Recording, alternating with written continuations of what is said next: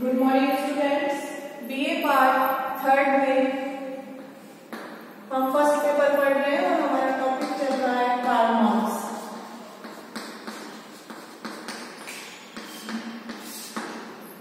अतिरिक्त मूल्य का सिद्धांत हम पढ़ रहे हैं।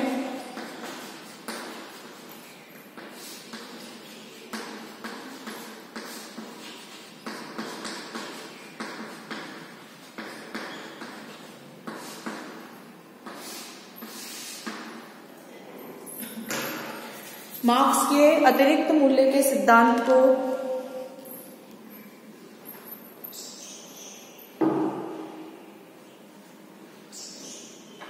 पढ़ रहे हैं। इसमें हमने उपयोग मूल्य, विनिमय मूल्य पढ़ा है।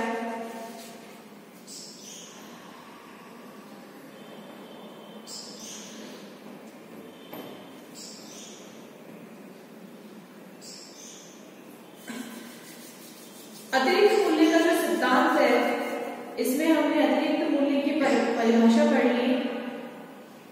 इसके बाद में है इसकी आलोचना।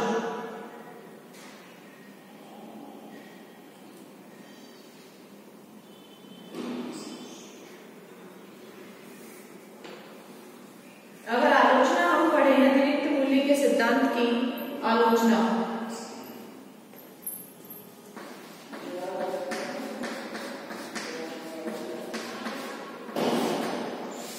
आलोचना में पहली आलोचना है इसकी कि श्रम उत्पादन और मूल्य का एकमात्र स्रोत नहीं है।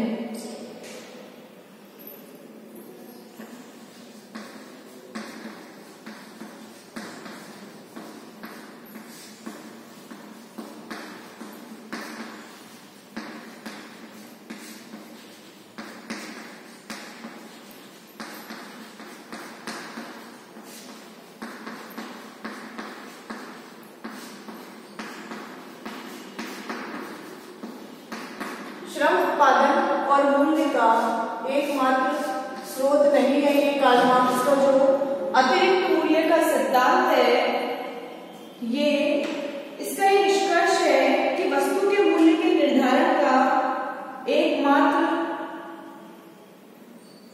तत्व जो है वो इसके उत्पादन में लगने वाले मजदूर का श्रम है। वो श्रम ही निर्धारित करेगा कि उस मजदूर को कितना मिलना चाहिए, उसका सारा मूल्य मजदूर को ही मिलना चाहिए।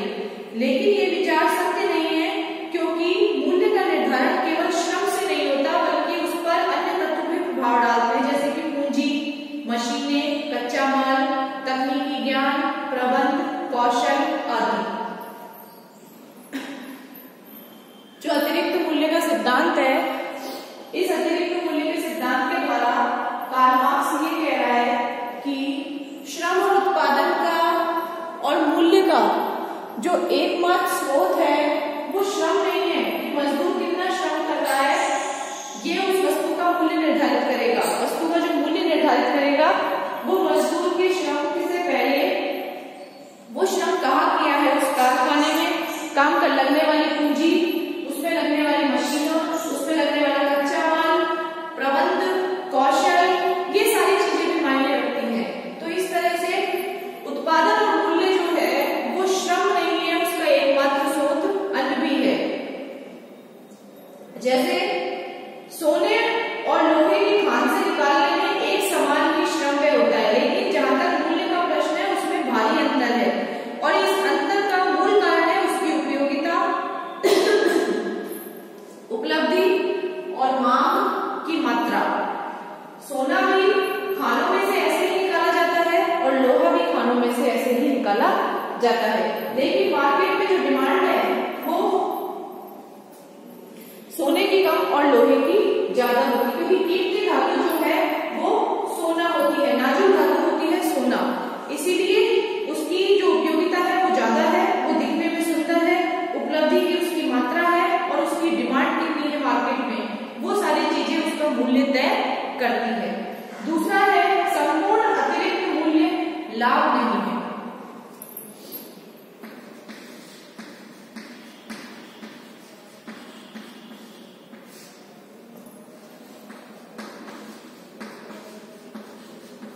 संपूर्ण अतिरिक्त मूल्य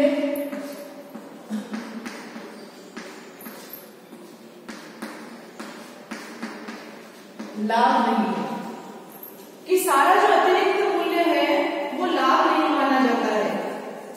मार्क्स जो है वो अतिरिक्त मूल्य को पूंजीपति का लाभ मानता है,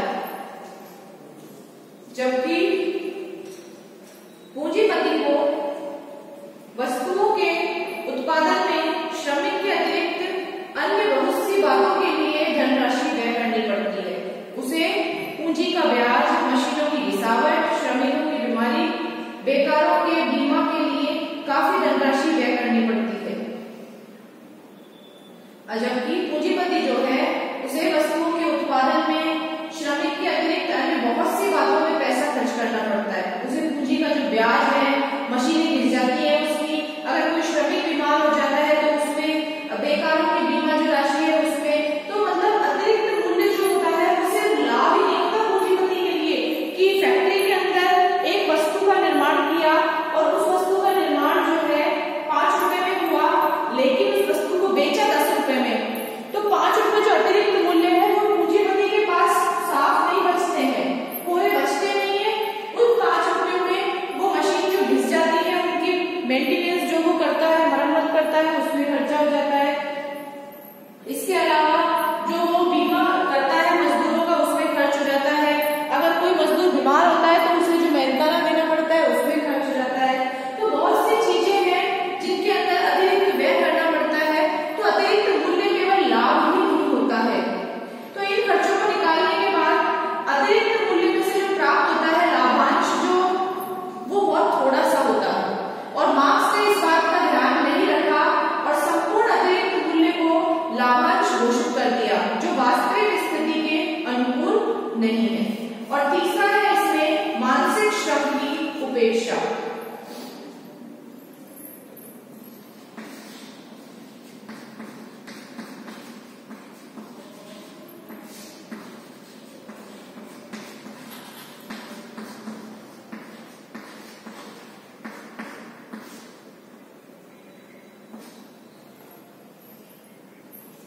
मानसिक श्रम की उपेक्षा, मार्क्स के इस सिद्धांत से ऐसा प्रतीत होता है कि उसने शारीरिक श्रम को ही श्रम माना है और मानसिक श्रम की उपेक्षा की है। वस्तुतः तकनीकी ज्ञान, प्रबंध, पटुता और व्यवसाय कुशलता वस्तुओं के निर्माण और तैयार वस्तुओं के लिए उपलब्ध बाजार ढूंढने में महत्वपूर्ण योग देते हैं। उद्योग में प्राप्त होने वाला जो लाभांश होता है बहुत कुछ सीमा तक इन बातों पर निर्भर करता है। एक मजदूर जो है वो शारीरिक श्रम करता है और शारीरिक श्रम करके वो वस्तु का निर्माण करता है, लेकिन मार्क्स के अनुसार तो सिर्फ शारीरिक श्रम को ही सारा लाभ मिलना चाहिए, लेकिन उस वस्तु को बेचने के लिए जो मानसिक श्रम काम में आता है उसकी मार्क्स ने उपेक्षा की है। क्योंकि अगर उस वस्तु को अच्छे मार्केट नहीं मिलेंगे, अच्छी जगह उसको नहीं ले जाया जाएगा, जहां उसकी डिमांड ज्यादा है वहां नहीं ले जाया जाएगा, तो उस वस्तु का उचित मूल्य नहीं मिलेगा, और अगर उचित मूल्य नहीं मिलेगा तो लाभ भी नहीं होगा। तो इस तरह से जो शारीरिक श्रम है वो तो सबको दिख गया कि वस्तु के निर्माण के लिए शारीरिक श्रम हुआ, लेकिन उस वस्तु को बेचने के लिए जो मानसिक श्रम हुआ है, जो प्रबंध के लिए तकनीकी कौशल का इस्तेमाल किया गया है, इन सब चीजों के लिए जो मानसिक श्रम हुआ है कार्ल मार्क्स ने उसकी उपेक्षा की है। मार्क्स ने उसके ऊपर कोई ध्यान नहीं दिया है। तीसरा है इसमें, अगला है विरोधाभासी सिद्धांत।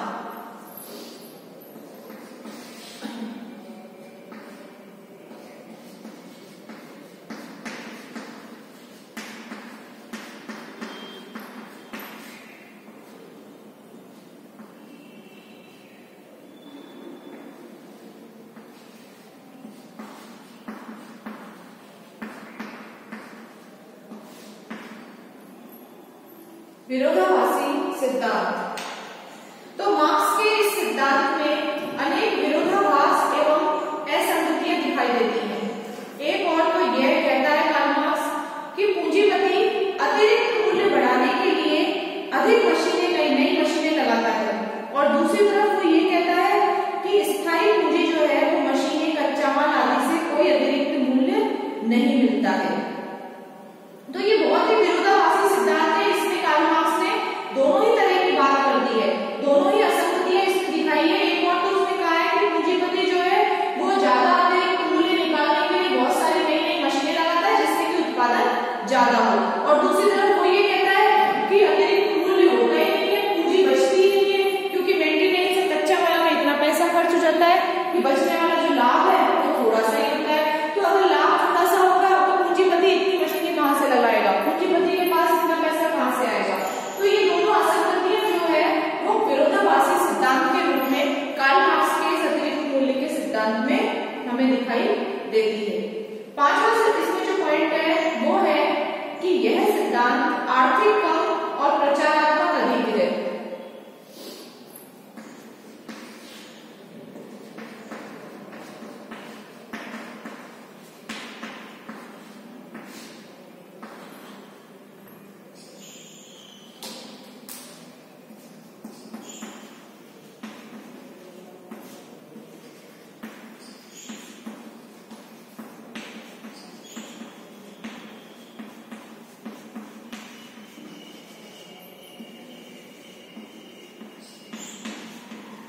ये जो कार्ल मार्क्स का सिद्धांत है ये आर्थिक कम है और ये प्रचारात्मक सिद्धांत ज्यादा है, क्योंकि मार्क्स का जो अतिरिक्त मूल्य का सिद्धांत है वो अर्थशास्त्र यानी इकोनॉमिक्स की दृष्टि से बिल्कुल गलत है।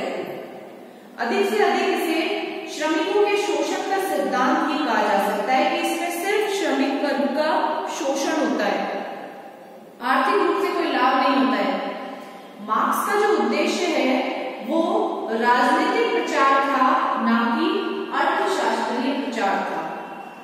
अगर मैक्स वेबर की हम कोटेशन देखें तो उसने कहा है कि इस दृष्टिकोण को अस्वीकार करना असंभव है कि मार्क्स का अतिरिक्त मूल्य का सिद्धांत एक आर्थिक सत्य होने के बजाय एक राजनीतिक और सामाजिक नारा है, क्योंकि कार्ल मार्क्स ने ये जो सिद्धांत दिए हैं ये उसने राजनीतिक परिवर्तन के लिए दिए हैं, समाज में परिवर्तन करने के लिए दिए हैं, ना कि उसने अर्थव्यवस्था को सुधारने के लिए ये सारे सिद्धांत दिए हैं। इसीलिए ये जो कार्ल मार्क्स का सिद्धांत है ये आर्थिक कम है और राजनीतिक प्रचार करने वाला सिद्धांत ज्यादा है।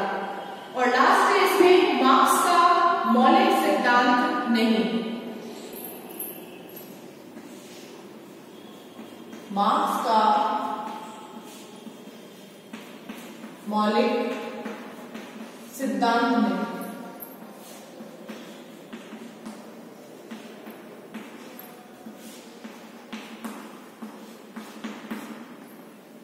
तो कार्ल मार्क्स का ये जो सिद्धांत था ये मौलिक नहीं है। कुछ विद्वानों का ये मानना है कि यह मार्क्स का मौलिक सिद्धांत नहीं है। कोकर जैसे विचारक का कहना है कि यह वास्तव में एक अंग्रेजी सिद्धांत था जिसका प्रतिपादन 19वीं शताब्दी में सर विलियम पेंटी ने किया। इसके बाद रिकार्डो एवं स्मिथ जैसे जो शास्त्रीय अर्थशास्त्रियों ने इसमें संशोधन करके इसमें नया रूप कर दिया है। सेबाइन ये कहते हैं कि अतिरिक्त मूल्य का ये सिद्धांत है ये अर्थशास्त्रीय और शास्त्रीय के श्रम सिद्धांत का विस्तार है। तो कहने का तात्पर्य ये है कि कार्ल मार्क्स ने ये जो अतिरिक्त मूल्य का सिद्धांत बताया है ये सिद्धांत कोई मौलिक नहीं है, कुछ नया नहीं है। इसमें ये सिद्धांत पहले से मैक्स वेबर ने, विपर ने, सेबाइन ने, रिकार्डो ने, इन सारे विचारकों ने पहले से ही बता दिया था। कार्ल मार्क्स का इस सिद्धांत में कोई मौलिकता नहीं है। जैसे विपर ने कहा है कि मार्क्स का अतिरिक्त मूल्य का जो सिद्धांत है वो रिकार्डो के सिद्धांत का ही एक व्यापक रूप माना जाता है। इसमें कुछ भी नयापन नहीं है। जो रिकार्डो ने अतिरिक्त मूल्य के सिद्धांत में बताया वही कार्ल मार्क्स ने इस सिद्धांत में बताया है। नोट कर लीजिए आप इसे। ये कार्ल मार्क्स का अतिरिक्त मूल्य के सिद्धांत की आलोचना है।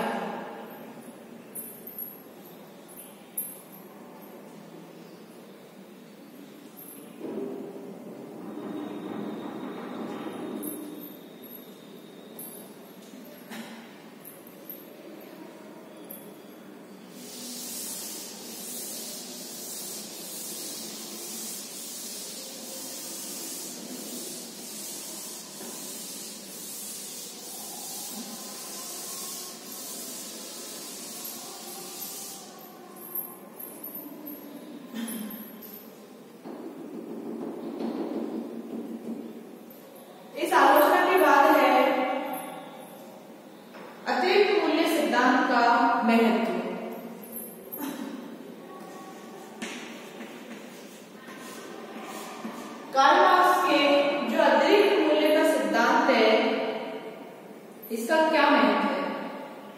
तो इस अतिरिक्त मूल्य के सिद्धांत के द्वारा मार्क्स ने पूंजीवादी आर्थिक प्रणाली तथा उत्पादन व्यवस्था में छिपे शोषण, जुल्म तथा अत्याचार को वैज्ञानिक आधार पर स्पष्ट किया। अतिरिक्त मूल्य के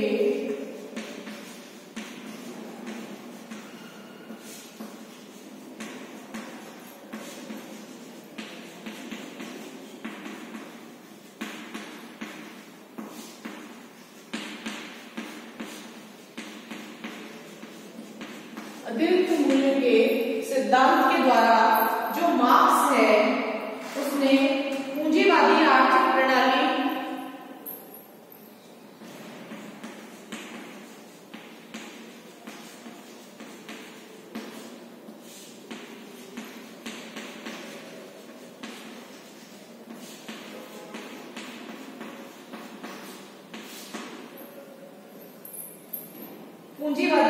प्रणाली तथा उत्पादन व्यवस्था में छिपे शोषण,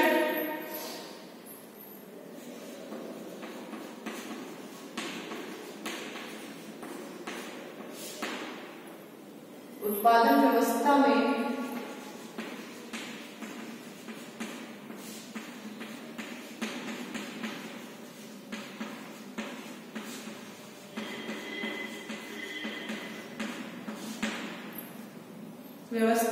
छिपे शोषण, जुल्म तथा अत्याचार को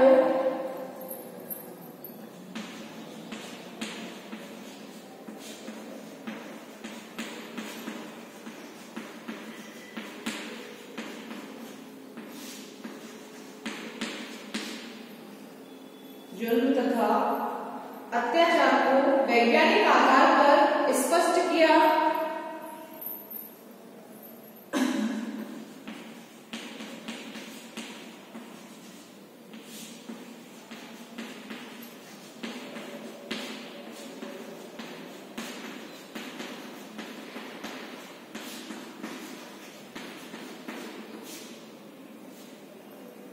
वैज्ञानिक आधार पर स्पष्ट किया तथा समाजवादी अर्थव्यवस्था का समर्थन किया।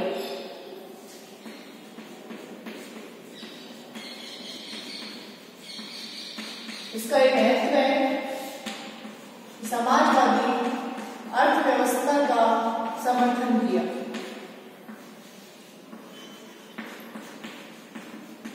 कि सभी को उत्पादन के साधनों पर सभी का अधिकार हो और उनको समान रूप से सभी का काम मिले। चाहे मार्क्स का अतिरिक्त मूल्य सिद्धांत जो है वो पूर्णतया सत्य ना हो, पर इस बात से इनकार नहीं किया जा सकता कि पूंजीपतियों ने श्रमिकों की मेहनत पर अपनी विलासिता के महल खड़े किए।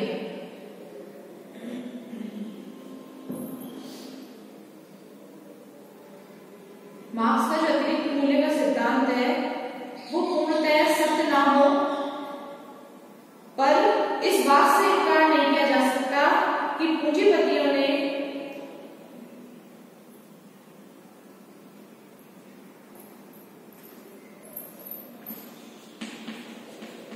मार्क्स का यह सिद्धांत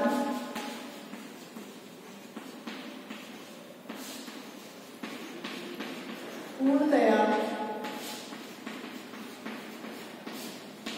सत्य ना हो, परंतु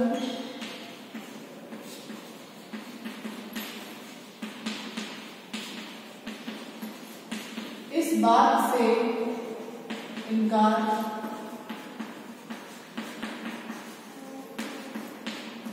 नहीं किया जा सकता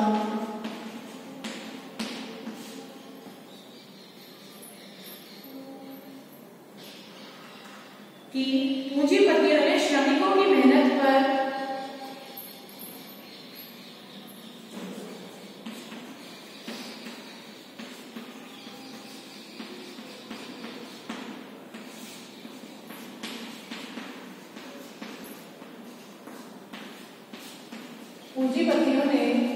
अपने श्रमिक जो हैं उनकी मेहनत पर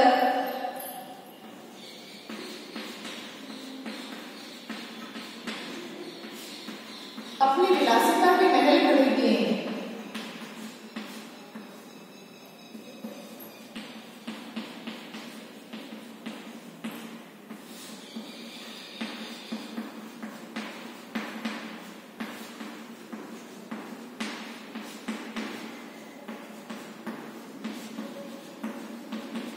पूंजीपतियों ने अपने श्रमिकों की मेहनत पर अपनी विलासिता के महल खड़े किए हैं,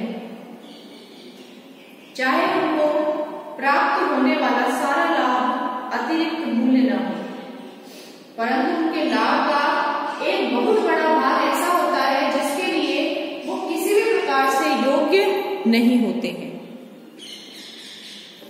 उनके द्वारा जो सारा लाभ प्राप्त होता है वो चाहे अतिरिक्त मूल्य ना हो, किंतु एक बहुत बड़े भाग के रूप में उन्हें ऐसा उतना पैसा मिलता है, पूंजी मिलती है जिसके लिए वो योग्य नहीं होते, सिर्फ श्रमिक ही उसके योग्य होते हैं।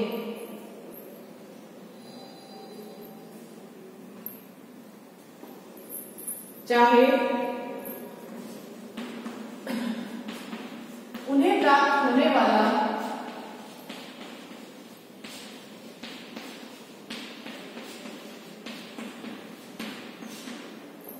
सारा लाभ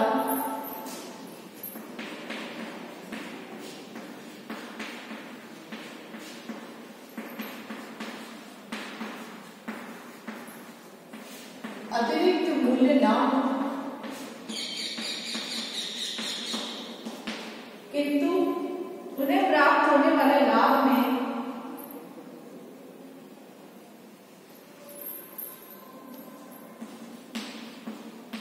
परंतु उनके लाभ का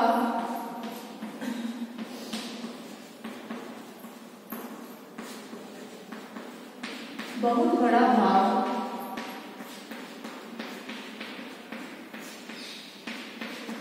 ऐसा होता है, परंतु उनके लाभ का बहुत बड़ा भाग ऐसा होता है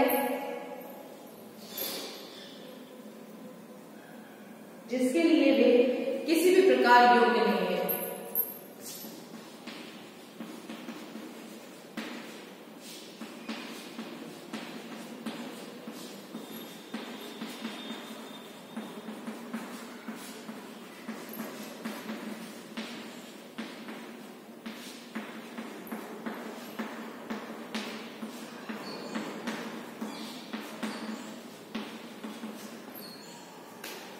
जो पूंजीपतियों को मिलना ही चाहिए, लेकिन फिर भी वो उन्हें मिलता है योग्य न होने के कारण भी, तो यही अतिरिक्त मूल्य है।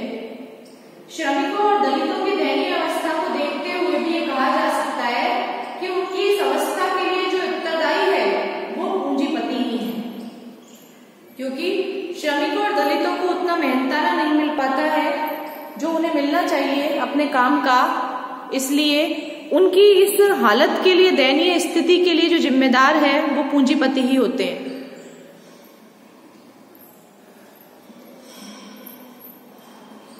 श्रमिकों व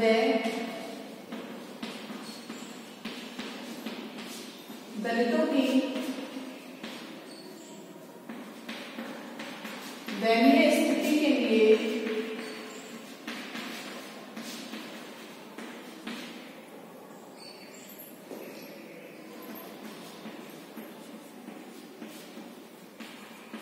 उत्तरदायी भी,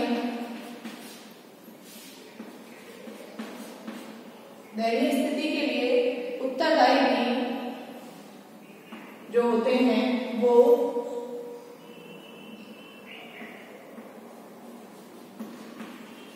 पूंजीपति ही होते हैं।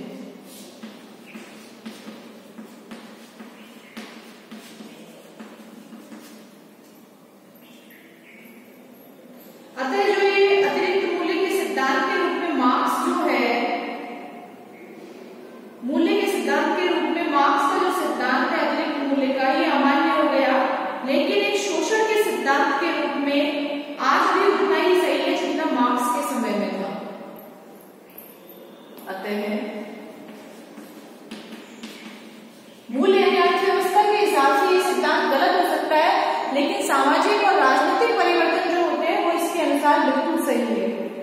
अतः मूल्य के सिद्धांत के रूप में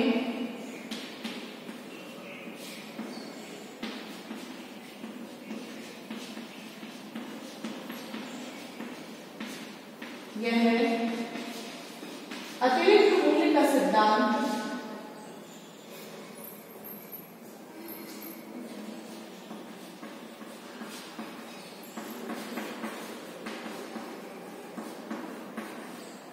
मूल्य का जो सिद्धांत है यह अमान्य हो सकता है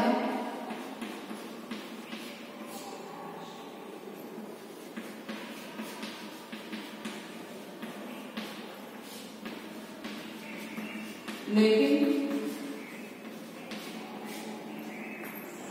शोषण के रूप में जो सिद्धांत प्रचलित है, लेकिन शोषण के सिद्धांत के रूप में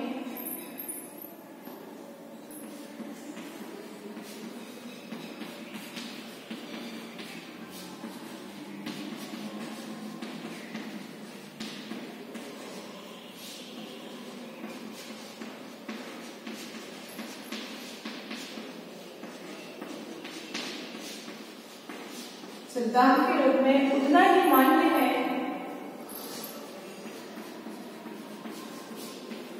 जितना मार्क्स के समय था।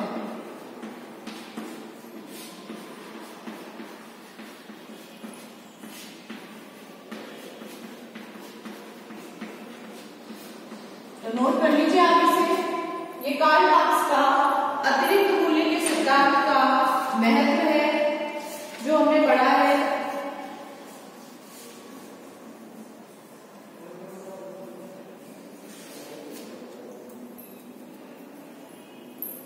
कि कार्ल मार्क्स जो है उसके द्वारा अतिरिक्त मूल्य का सिद्धांत दिया गया कि एक पूंजीपति जो है वो किसी भी वस्तु के मजदूर के श्रम के निकालने के बाद जो पैसा बचता है वो उसका मुनाफा होता है, उसका लाभ होता है और यही अतिरिक्त मूल्य कहलाता है।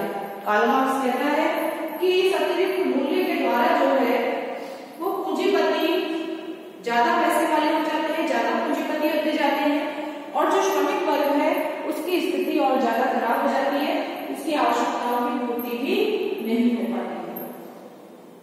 पूंजीपति इस बचे हुए अतिरिक्त मूल्य से अपने विलासिता के महल खड़े करते हैं, अपने जीवन स्तर को सुधारते हैं,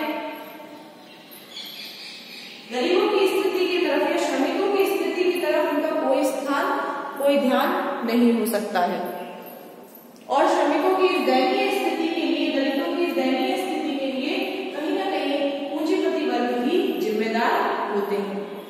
अगर हम अर्थव्यवस्था के हिसाब से देखें तो कार्ल मार्क्स में जो अतिरिक्त मूल्य का सिद्धांत है यह अर्थशास्त्र में कहीं स्थान नहीं रखता। इकोनॉमिक्स में इस सिद्धांत को कोई महत्व नहीं है, लेकिन एक राजनीतिक प्रचारात्मक जो सिद्धांत है उसके रूप में इस सिद्धांत का बहुत महत्व है।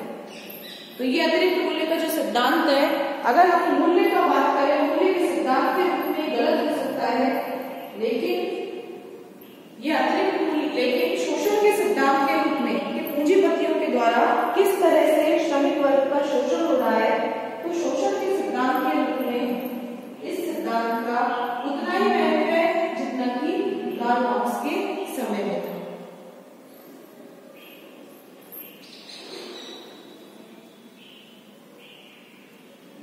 नोट कर लीजिए आप इसे।